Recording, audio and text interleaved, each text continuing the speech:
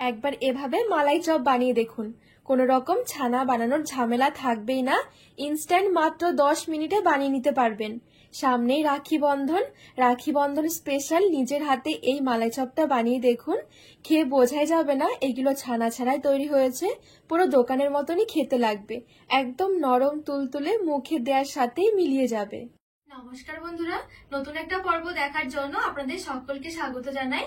আজকে বানিয়ে দেখাবো রাখি বন্ধন স্পেশাল মালাই চপ। মাত্র 10 মিনিটের মধ্যে কোনো রকম ঝামেলা ছাড়াই বানিয়ে নিতে পারবেন। বানানো যেমন সহজ, খেতেও দারুণ লাগে। তো চলুন, আশা করছি রেসিপিটি আপনাদের অনেক ভালো লাগবে। সবার প্রথমে গ্যাস ধরিয়ে একটা কড়াই বসিয়ে দিয়েছি। কড়াইয়ের মধ্যে নিয়ে নেব 1 কাপ জাল করা ঘন দুধ।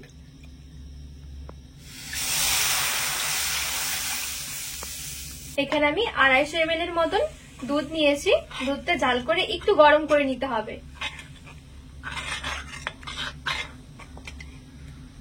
দুধটা যেহেতু আমি আগে থেকেই জাল করে নিয়েছিলাম, সেই জন্য খুব বেশি একটা ফোটাতে হবে না, শুধু একটু গরম করলেই হয়ে যাবে।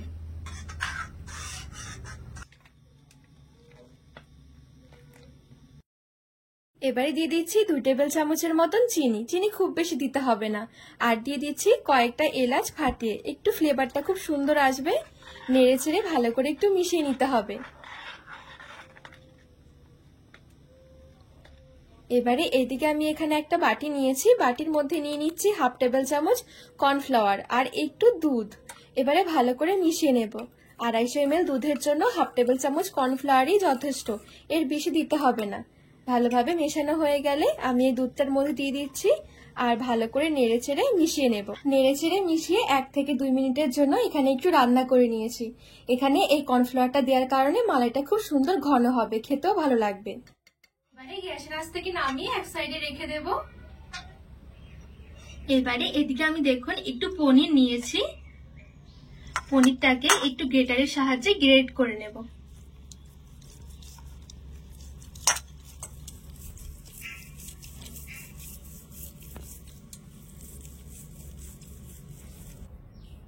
সবটুকু পনির খুব সুন্দরভাবে আমি গ্রেট করে নিয়েছি।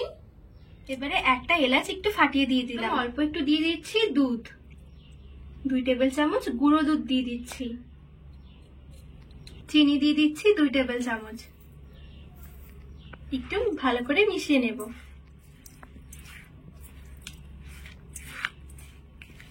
তো এখানে হালকা করে একটু মিশিয়ে নিয়েছি। এবারে গ্যাস ধরে ছোট একটা ফ্রাইং প্যান বসিয়ে দিয়েছি। এবারে রেডি করে রাখা পনিরের মিশ্রণটা নিয়ে নেব কড়াই।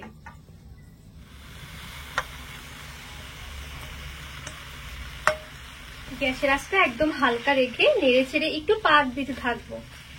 এই পনিরের মিশ্রণটা দিয়ে একটু মাখা সন্দেশ বানাবো।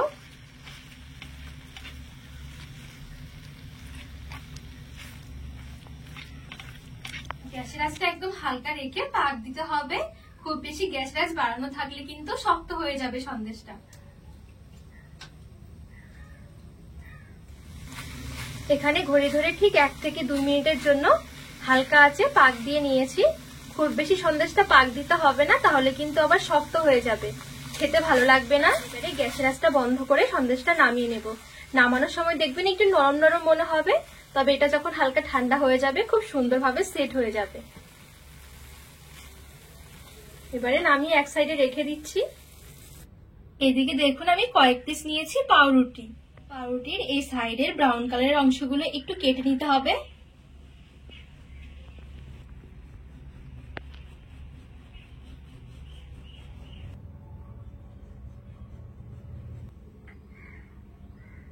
তো এই দেখুন খুব সুন্দরভাবে আমি সাইডের অংশগুলো কেটে নিয়েছি।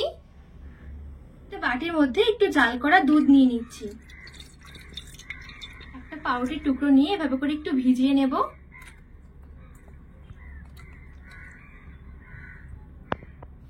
এবারে এদিকে আমি এরকম একটা নরম চিকচিকি নিয়েছি।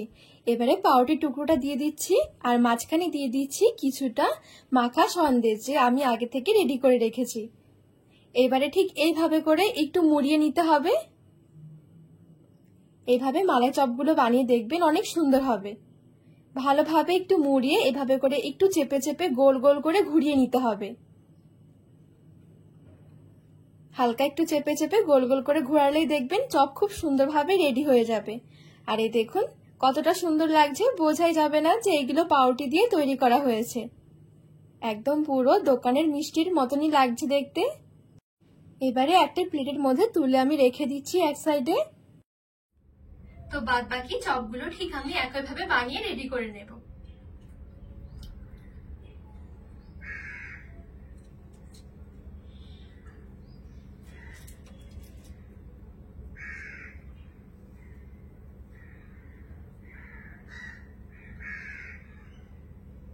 এই চপটাও খুব সুন্দরভাবে এরকম চেপে চেপে একটু ঘুরিয়ে নিতে হবে।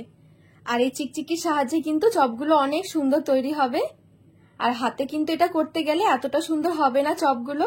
এই দেখুন এটাও দেখতে কতটা সুন্দর লাগছে।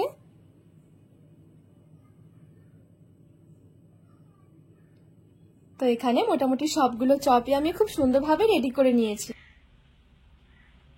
এবারে সবার প্রথমে যে আমি মালাইটা রেডি করে রেখেছিলাম, মালাইয়ের মধ্যে এবারে চপগুলো নিয়ে একটু ডুবিয়ে ডুবিয়ে নেব। এবারে ঠিক এভাবে মালাইয়ের মধ্যে নিয়ে একটুখানি মালাইয়ের মধ্যে একটু কোট করে নিতে হবে। খুব বেশিক্ষণ এখানে রাখার দরকার নেই, অল্প একটু এভাবে নেড়েচেড়ে মিশিয়ে নিলে হয়ে যাবে। এবারে তুলে নিচ্ছি, তুলে একটা প্লেটের মধ্যে সাজিয়ে নিয়েছি। সবগুলো একইভাবে আমি তুলে নিয়েছি। ওপরে একটু মালাই ছড়িয়ে দিচ্ছি আর দিয়ে দিচ্ছি একটু বাদাম কুচি। দেখতেও অনেক ভালো লাগবে আর খেতেও ভীষণ দারুণ লাগবে। তো এই দেখুন রেডি হয়ে গেল খুব সহজভাবে মালাই চপ। কোনো রকম ছানা বানানোর ঝামেলা ছাড়াই ইনস্ট্যান্ট ঝটপট বানিয়ে নিতে পারেন। একবার শুধু খেয়ে দেখুন, পুরো অবাক হয়ে যাবেন। আর এভাবে করে কিন্তু রাখি বন্ধনের দিনে নিজের হাতে বানিয়ে সবাইকে খাওয়াতে পারেন।